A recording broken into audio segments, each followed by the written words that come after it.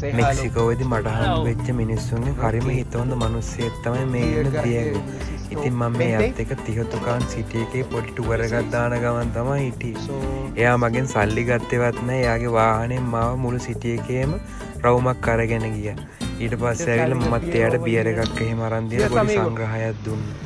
දැන් මේ ඉන්නේ ඔය මම යන්න හදන පිරමීඩ් එකට කිට්ටුව සාමාන්‍ය විනාඩි 20ක 30ක.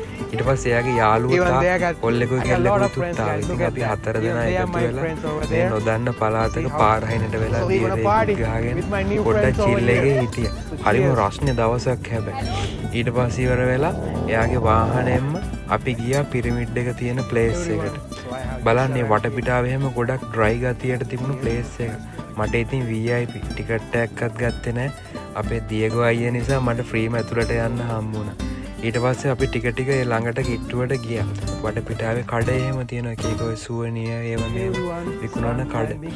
ඉතින් ඊට පස්සේ මම පිරමීඩ් එක ළඟටම ගිහිල්ලා ඩ්‍රෝන් ෂොට් එකක් එහෙමත් ගත්තා. මං ඉස්සරහට ඒ ඔක්කොම දාලා ලොකු වීඩියෝ එකක් හදලා ඔයගොල්ලන්ට බලන්න දාන්න. දැනට මේ ෂෝට් වීඩියෝ එක විතරයි මම හැදුවේ. ඉතින් මේ වගේ තමයි දවස ගෙවුනේ. මේ වගේ ලස්සන වීඩියෝ ගොඩක් මම පෙන්නුවා. දැනට නම් මම මෙක්සිකෝවේ පොඩි රවුමක් ගහන ගමන් ඉන්නේ. ඉතින් ඉස්සරහට මේ වගේ බලන්න ෆලෝ කරගෙනම යන්න.